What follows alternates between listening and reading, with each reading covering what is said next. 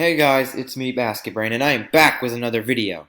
So, happy Halloween, everybody! On the day I'm recording this and most likely uploading this, it is October 31st, Halloween night, and to celebrate Halloween, today I'll be reading you a horror story that I wrote. I think it's a pretty good story, and I hope you all enjoy it. Now, keep in mind, this is not a real story. I made up the entire thing. I wrote it, but it is based off of some real life people and a real life school. So, for the purpose of safety, I will not be reading names, but I will saying it in a vague term so you understand what's going on. And also, I'm trying not to sound mad because this is actually the second time I'm trying to record this because I recorded it a first time and then I was almost done when my family came in and decided to screw up the record. My family came in and screwed up the recording. So, yeah, I'm trying not to sound too mad, but whatever. It is what it is. But anyway, what you're gonna see on your screen is just this video with some ominous music to add to the theme. But anyway, let's get into this horror story.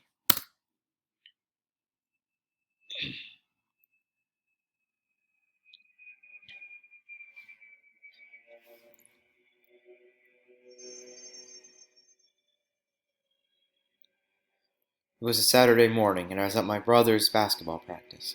I was pretty bored as there was not much for me to do there, so I started roaming around the school where the practice was being held.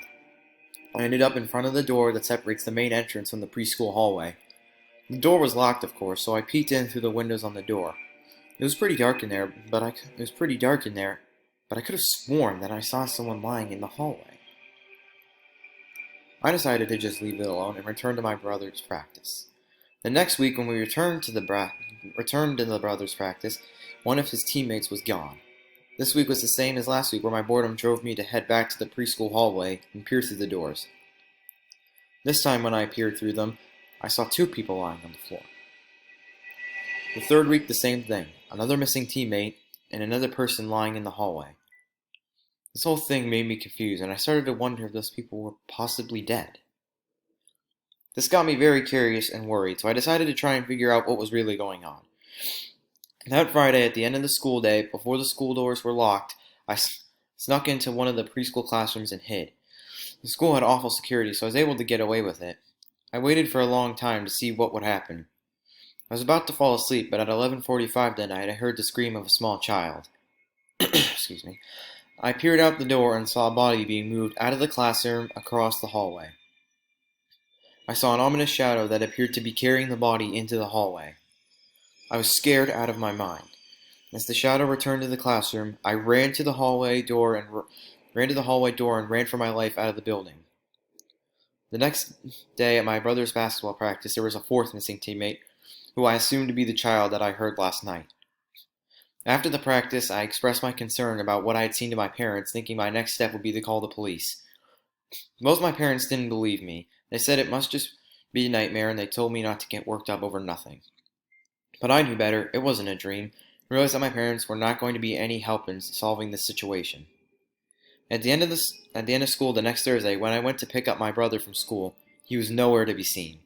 His teacher said she hadn't seen him since lunch and didn't know where he could be. That's when I put two and two together. That ominous shadow I saw in the school last week was going for my brother next. I knew I had to do something, and fast. I came up with a plan that night that would work perfectly if I could carry it out correctly. The next day I was ready to put my plan into action, but I knew there was no way that I would ever do this alone, so I called my friend and asked him to help. He was ready and willing to help us. I knew he would, since we've been close friends since preschool. I knew he would have my back and be someone I could trust no matter what. The plan was to sneak into the same classroom as I hid in last week. Then before 11:30, we would head across the hallway to the room where I saw the ominous shadow. We would find and retrieve my brother, and then make our escape out the back door. If we couldn't get out the back door, our plan B was to head upstairs to the third grade classrooms. We would hide in one of them until we lost the shadow, then we would make a break for the front door downstairs. That night, my friend and I got into our hiding spot in the preschool classroom and waited. After a while, we checked our phones and found that the time was 11:35. We quietly began to cross the hallway. We made it into the classroom across the hall unseen and hid behind some beanbag chairs. We looked into a closet across the room. We ended up close enough to the shadow to get a description. It was a tall man who appeared to be in about his 40s. We knew we had to create a distraction in order for our plan to work. So my friend tapped an air vent and then tapped his foot. The noise startled the man, so he looked around for the origin of the noise. He stood up. My friend and I separated. I moved closer to my brother and the man, and my friend headed closer to the door. My friend then repeated the noise, and the man moved closer to him and away from my brother. My friend also moved closer to the door, but I stayed put to avoid being seen. Then my friend began stomping his feet as though he were running, which lured the man even closer to him, giving enough space to grab my brother. Once I had my brother, my friend and I made a break for the door. We slammed the classroom door, threw a beanbag chair and a heavy computer cart in front of the door to buy us time, and we headed for the back door of the school. The back door was locked, as we suspected, so we headed upstairs to the third grade floor. We headed into one of the classrooms and toppled the desk and other supplies around, hoping to lure the dude in there. As we left the classroom, we heard a massive crashing sound from downstairs, and we knew the guy had escaped. We then quickly headed for a different classroom closer to the stairs. We then saw him at the end of the hallway, and he looked furious. And luckily, he took the bait. While he headed into the wrong classroom, we ran down the stairs and out the front door.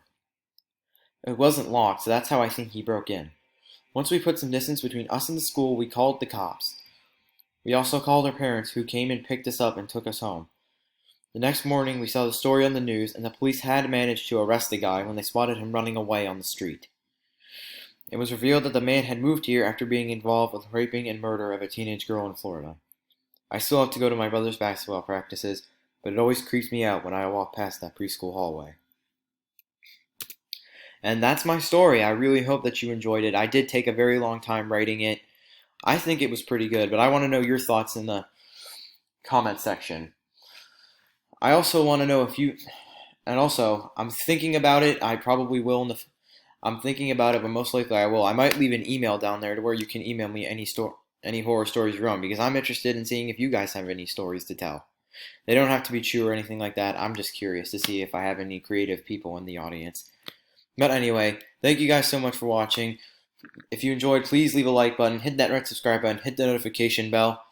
I hope you all have a safe and happy Halloween, and I'll see you guys in the next video. I'm out.